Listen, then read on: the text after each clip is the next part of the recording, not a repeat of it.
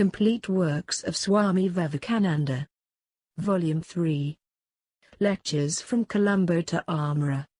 Reply to the address of welcome at Shivaganga and Manamadura.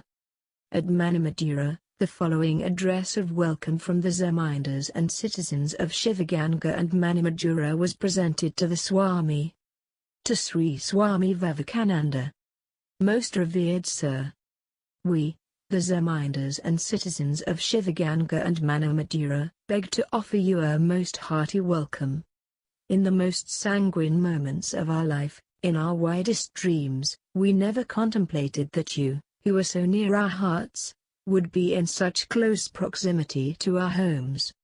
The first wire intimating your inability to come to Shivaganga cast a deep gloom on our hearts, and but for the subsequent silver lining to the cloud our disappointment would have been extreme. When we first heard that you had consented to honor our town with your presence, we thought we had realized our highest ambition. The mountain promised to come to Muhammad, and our joy knew no bounds. But when the mountain was obliged to withdraw its consent, and our worst fears were roused that we might not be able even to go to the mountain, you were graciously pleased to give way to our importunities.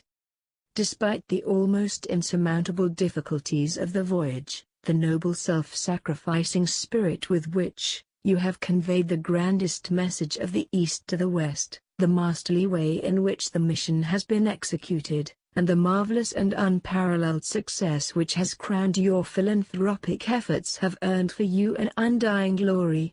At a time when Western breadwinning materialism was making the strongest inroads on Indian religious convictions, when the sayings and writings of our sages were beginning to be numbered, the advent of a new master like you has already marked an era in the annals of religious advancement, and we hope that in the fullness of time you will succeed in disintegrating the dross that is temporarily covering the genuine gold of Indian philosophy, and, casting it in the powerful mint of intellect, will make it current coin throughout the whole globe. The catholicity with which you are able triumphantly to bear the flag of Indian philosophic thought among the heterogeneous religionists assembled in the Parliament of Religions enables us to hope that at no distant date you, just like your contemporary in the political sphere, will rule an empire over which the sun never sets, only with this difference that hers is an empire over matter, and yours will be over mind. As she has beaten all records in political history by the length and beneficence of the reign, so we earnestly pray to the Almighty that you will be spared long enough to consummate the labor of love that you have so disinterestedly undertaken, and thus to outshine all your predecessors in spiritual history. We are, most revered Sir, your most dutiful and devoted servants. The Swami's reply was to the following effect. I cannot express the deep debt of gratitude which you have laid upon me by the kind and warm welcome which has just been accorded to me by you. Unfortunately, I am not just now in a condition to make a very big speech, however much I may wish it. In spite of the beautiful adjectives which our Sanskrit friend has been so kind to apply to me, I have a body after all, foolish though it may be, and the body always follows the promptings, conditions, and laws of matter. As such, there is such a thing as fatigue and weariness as regards the material body. It is a great thing to see the wonderful amount of joy and appreciation expressed in every part of the country, for the little work that has been done by me in the West. I look at it only in this way, I want to apply it to those great souls who are coming in the future. If the little bit of work that has been done by me receives such approbation from the nation, what must be the approbation that the spiritual giants, the world movers coming after us, will get from this nation? India is the land of religion, the Hindu understands religion and religion alone. Centuries of education have always been in that line, and the result is that it is the one concern in life, and you all know well that it is so. It is not necessary that everyone should be a shopkeeper, it is not necessary even that everyone should be a schoolmaster, it is not necessary that everyone should be a fighter, but in this world there will be different nations producing the harmony of result. Well, perhaps we are fated by divine providence to play the spiritual note in this harmony of nations, and it rejoices me to see that we have not yet lost the grand traditions which have been handed down to us by the most glorious forefathers of whom any nation can be proud.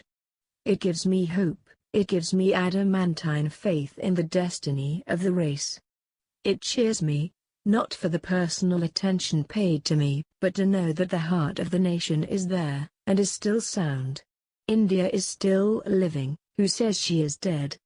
But the West wants to see us active. If they want to see us active on the field of battle, they will be disappointed. That is not our field, just as we would be disappointed if we hoped to see a military nation active on the field of spirituality. But let them come here and see that we are equally active, and how the nation is living and is as alive as ever. We should dispel the idea that we have degenerated at all. So far so good. But now I have to say a few harsh words, which I hope you will not take unkindly. For the complaint has just been made that European materialism has well nigh swamped us. It is not all the fault of the Europeans, but a good deal our own. We, as Vedantists, must always look at things from an introspective viewpoint, from its subjective relations. We, as Vedantists, know for certain that there is no power in the universe to injure us unless we first injure ourselves. 1/5 of the population of India have become Mohammedans.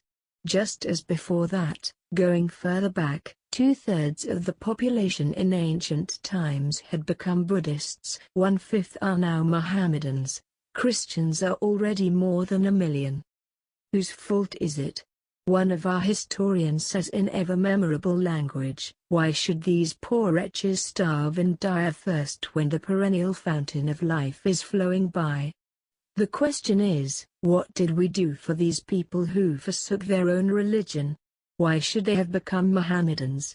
I heard of an honest girl in England who was going to become a street walker. When a lady asked her not to do so, her reply was, "That is the only way I can get sympathy.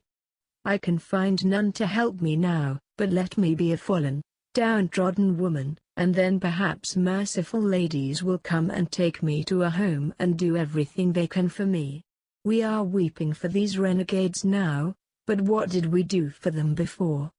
Let every one of us ask ourselves, what have we learnt?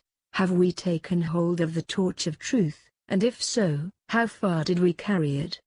We did not help them then. This is the question we should ask ourselves. That we did not do so was our own fault, our own karma. Let us blame none, let us blame our own karma. Materialism, or Mohammedanism, or Christianity, or any other ism in the world could never have succeeded but that you allowed them. No bacilli can attack the human frame until it is degraded and degenerated by vice, bad food, privation, and exposure. The healthy man passes scatheless through masses of poisonous bacilli. But yet there is time to change our ways. Give up all those old discussions, old fights about things which are meaningless, which are nonsensical in their very nature. Think of the last 600 or 700 years of degradation when grown-up men by hundreds have been discussing for years, whether we should drink a glass of water with the right hand or the left, whether the hand should be washed 3 times or 4 times, whether we should gargle 5 or 6 times. What can you expect from men who pass their lives in discussing such momentous questions as these and writing most learned philosophies on them? There is a danger of our religion getting into the kitchen. We are neither Vedantists, most of us now, nor Puranics, nor Tantrics. We are just don't-touchists. Our religion is in the kitchen. Our God is the cooking pot, and our religion is, "Don't touch me, I am holy."